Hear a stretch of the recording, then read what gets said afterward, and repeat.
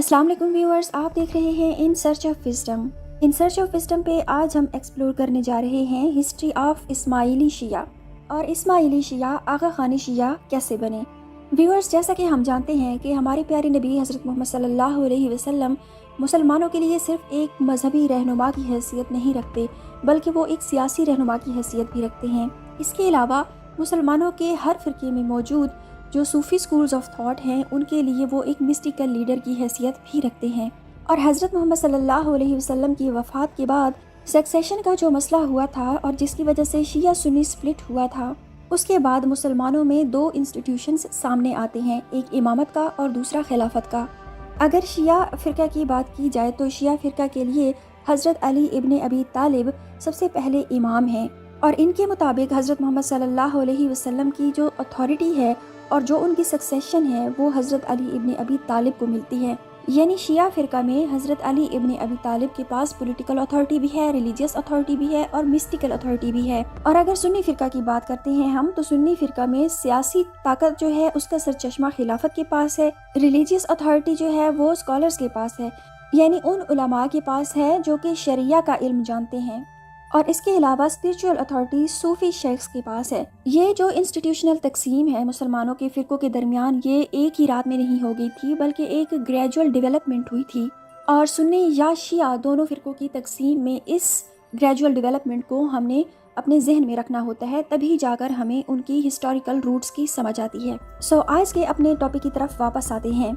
जब हम शिया इस्लाम की बात करते हैं तो इमामत हज़रत अली इब्न अबी तालिब को मिलती है और उनसे होती हुई आगे उनके बेटे इमाम हुसैन को, और इमाम हुसैन से होती हुई हज़रत जाफ़र सादिक तक पहुंचती है जो कि छठे इमाम हैं। और यहाँ पर आगे फर्दर तकसीम हो जाती है, क्योंकि हज़रत इमाम जाफ़र सादिक की वफ़ात के बाद शिया कम्युनिटी दो हिस्सों में तकसीम हो जाती है। और ये तकसीम भी होती है कि हज़रत इमाम जाफ़र सादिक के किस बेटे की तरफ इमामत जानी चाहिए। इस्माइली शिया के मुताबिक इमाम जाफ़र के सबसे बड़े बेटे इस्माइल इब्न अबी जाफ़र की तरफ इमामत जाती है। और जो दूसरा ग्रुप है जिसे हम इसना अशरी शिया के नाम से जानते हैं, उनके मुताबिक इमामत मूसा काजिम के पास जाती है।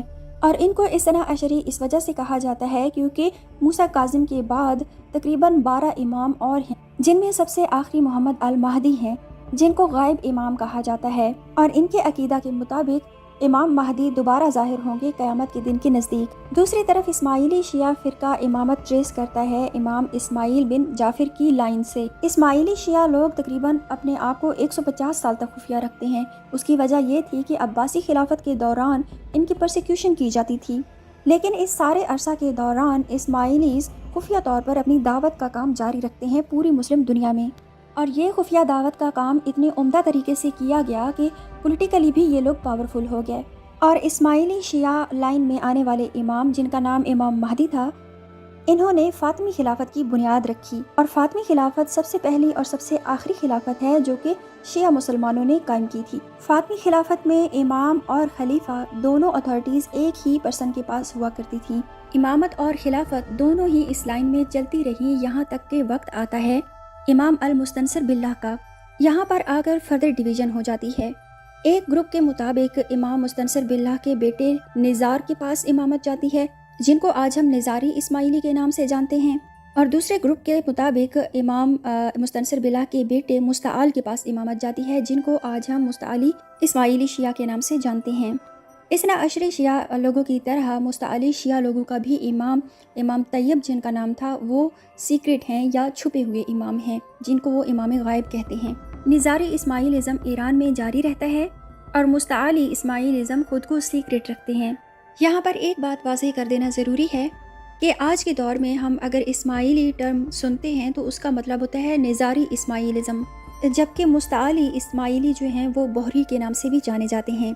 निज़ारी इस्माइलिज़म की इमामत ईरान में जारी रहती है, लेकिन 1256 ईस्वी में मंगोल आते हैं और निज़ारी इस्माइली स्टेट को ईरान में बिल्कुल तबाह कर देते हैं। और यही वजह थी कि मंगोल इन्वेजन के तकरीबन 700 साल बाद तक निज़ारी इस्माइली कम्युनिटी अपने आप को सीक्रेट रखती है, यानी निज़ारी इस्माइली कम्युनिटी तकिया में चली जाती है। शिया लोगों के नज़दीक तकिया एक ऐसी सिचुएशन का नाम है जिसमें हालात के मुताबिक उन्हें खुद को सीक्रेट रखना पड़ता है और अपने अकायद को, इबादत को सीक्रेट रखना पड़ता है।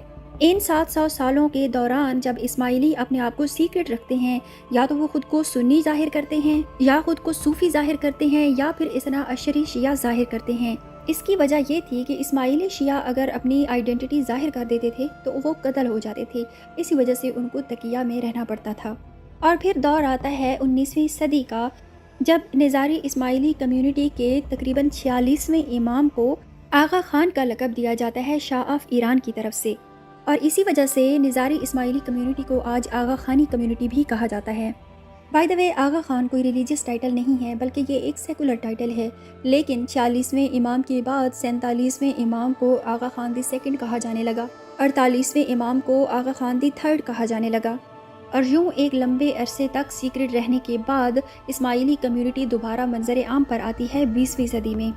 یعنی یہاں پر یہ کی پوائنٹ ہے کہ آج اسماعیلی امام کو آغا خان امام کہا جاتا ہے، اور نظاری اسماعیلی شیعہ کمیونٹی کے چوتھے آغا خان جو کہ 49ویں امام بھی ہیں، جن کی وفات کچھ ہی دن پہلے ہوئی ہے، ان کا نام کریم الحسین آغا خان تھا۔ اپنی نیکسٹ ویڈیو میں ہم یہ جانیں گے کہ آغا خانی یا نظاری اسماعیلی کمیونٹی کے عقائد کیا ہیں، اور یہ کس طرح سے اثنا عشری شیعہ لوگوں سے مختلف ہیں۔ امید ہے آج کی ویڈیو سے آپ نے کچھ نیا سیکھا ہوگا۔ میرے چینل کو سبسکرائب کیجئے، ویڈیو کو لائک کیجئے اور اپنا فیڈ بیک دینا بالکل بھی نہ بھولیے گا۔ Thanks for watching. اللہ حافظ۔